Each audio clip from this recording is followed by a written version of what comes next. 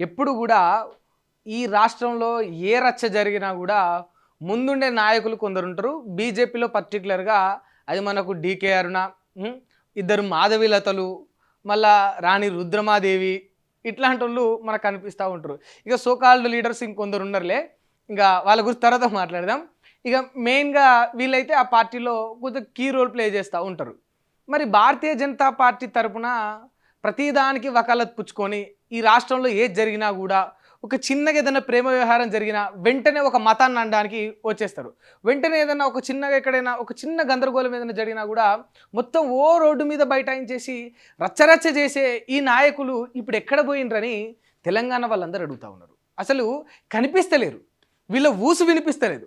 ఒక ఇంటర్వ్యూ లేదు, ఒక ప్రెస్ మీట్ లేదు, ఒక ఫేస్ టు ఫేస్ లేదు, ఒక చిన్న వాయిస్ అనేది కూడా ఎక్కడ కూడా వినిపించకపోవడమే ఒక సందిగ్ధానికి గురి చేస్తా ఉంది. ఎందుకంటే మరి ఉన్నరా దేశంలో ఎక్కడన్నా పోయినరా వీళ్ళు అనే కోణంలో కూడా తెలంగాణ ప్రజలు ఆలోచిస్తారు. ఎందుకంటే ఇప్పుడు ఈ రాష్ట్రంలో దేశం మొత్తం సంచలనంగా మారిన ఇంత పెద్ద కేసు అనేది బయటకు వచ్చింది. ఒక 17 ఏళ్ల మైనర్ బాలికను ఒక సెంట్రల్ యూనియన్ మినిస్టర్ కొడుకు తన పైన రేప్ అటెంప్ట్ చేసిండని చెప్పేసి ఆ అమ్మాయి కేసు పెడితే అసలు ఇంతవరకు ఒక్క స్పందన, ఒక్క మాట, ఒక్క వివరణ, ఒక క్లారిఫికేషన్ కూడా లేదు. దీనికి తోడు వీళ్ళకెవరైనా ఫోన్ చేస్తే వెంటనే సమాధానం చెప్పలేక కొందరు కట్ చేసుకోవడం, కొందరు నువ్వెవరు నీకెందుకు చెప్పాలని రిటర్న్లు అనడం, ఇంకొందరు అయితే వాళ్ళ గురించి వర్ణనాతీతం అనమాట. అంటే మనం ఇక చెప్పుకోలేం వాళ్ళ గురించి, ఎంత చెప్పినా కూడా తక్కువే.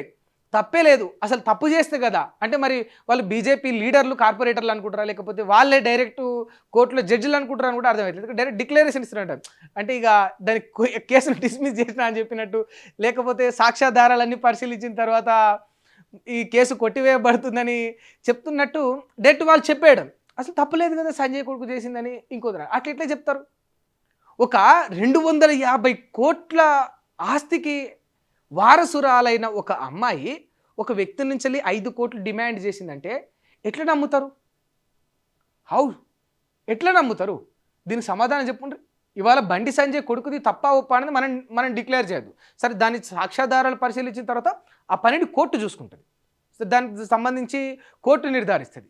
కానీ కంప్లైంట్ను చూసుకొని మనం ప్రాక్టికల్గా దీని విషయంలో ఒక అనాలిసిస్కి వస్తే ఎవరైతే డైరెక్ట్ బండి సంజయ్ కొడుకు ఎలాంటి తప్పు చేయలేదని డిక్లేర్ చేస్తున్నారో వాళ్ళని ఒక క్వశ్చన్ అడుగుతున్నా.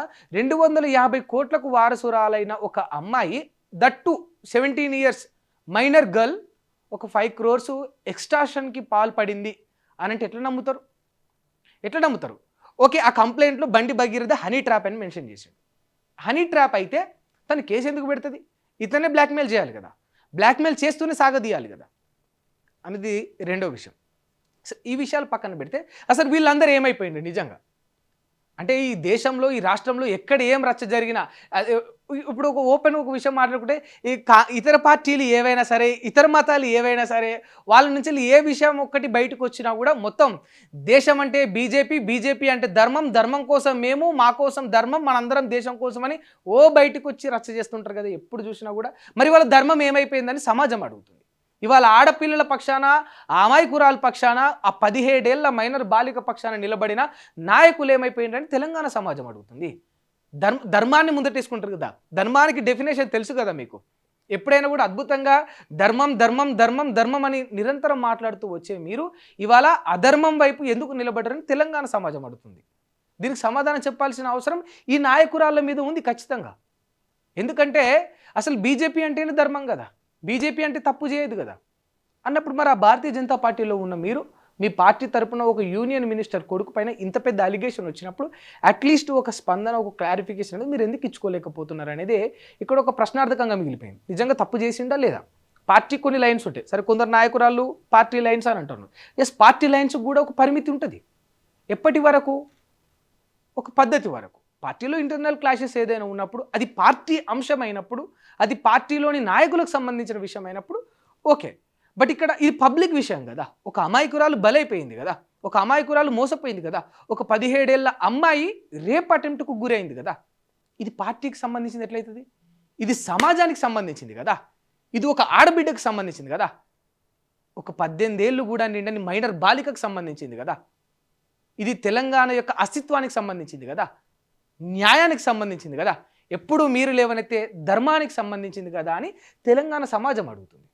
ఖచ్చితంగా బయటికి రావాలి, మీరు వచ్చి దీని మీద సమాధానం చెప్పాలి. మీ స్టాండ్ ఏంటి, మీరు ఎటువైపు స్టాండ్ తీసుకుంటారు, పార్టీ లైన్ అని చెప్పి దీన్ని ఎందుకు అడ్డం పెట్టుకుంటారు? ఎందుకంటే బండి సంజయ్ అనేట ఆయన యూనియన్ మినిస్టర్ అయి ఉండొచ్చు, ఆయన బీజేపీలో కీ రోల్ అయి ఉండొచ్చు. బట్ బండి సంజయ్ కొడుకుకి భారతీయ జనతా పార్టీకి ఎలాంటి సంబంధం లేదని మీ పార్టీ నాయకులే చెప్పిండ్రు కదా. అలాంటప్పుడు ఇది పార్టీ లైన్కి సంబంధించింది ఎట్లయితుంది? అంటే ఇప్పుడు 17 ఏళ్ల మైనర్ అమ్మాయి పైన రేప్ అటెంప్ట్కు పాల్పడిండని అమ్మాయి కంప్లైంట్ చేసినా కూడా ఎందుకు బండి భగీరథను వీళ్ళందరూ ఇక్కడ కనిపించే ఈ నాయకులు ఎందుకు ఏమనట్లేదు? మామూలుగా భారతీయ జనతా పార్టీకి సంబంధించి ఏదైనా ఒక విషయాన్ని క్వశ్చన్ చేస్తే, ఓ ఫ్లైఓవర్ ఎందుకు కంప్లీట్ అవ్వలేదు ఉప్పల్ టు నారపల్లి వరకు అని అడిగితే వెంటనే దేశద్రోహి అంటారు. నీటి పేపర్ ఎట్లా లీక్ అవుతుంది, అసలు ఎన్టీఏ ఎందుకు ఉన్నది, నేషనల్ టెస్టింగ్ ఏజెన్సీ ఎందుకు ఉన్నదని క్వశ్చన్ చేస్తే వెంటనే దేశద్రోహి అంటారు. మరి 17 ఏళ్ళ అమ్మాయి పైన రేప్ అటెంప్ట్ చేసిన అలిగేషన్స్ బండి భగీరథ మీద వస్తే అతను ఎందుకు ఏమనట్లేదు? ఒకసారి ఆలోచించుండ్రి, సమాజం ఆలోచించాలి, దీనికి సమాధానం ఖచ్చితంగా మీరు చెప్పాలి. భారతీయ జనతా పార్టీలో ఈ రోల్స్లో మీరు ఉన్నారు కనుక, యాజ్ ఏ ఉమెన్ లీడర్గా మీరు ఉన్నారు కనుక ఖచ్చితంగా ఒక అమ్మాయికి, ఒక బాలికకి ఇలాంటి అఘాయిత్యం జరిగిందని బయటకు వచ్చినప్పుడు సమాధానం చెప్పాలి కదా. అంటే మిగతా వాళ్ళు ఏదైనా చిన్న చీమంత తప్పు చేసినా కూడా వాళ్ళు దేశద్రోహులు అయిపోతారు. మీరు ఏకంగా కొండలనే దువ్వేసినా కూడా మీరు మాత్రం అన్యం పుణ్యం ఎరగని అమాయకులు అయిపోతారా అనేది సమాజం అడుగుతుంది.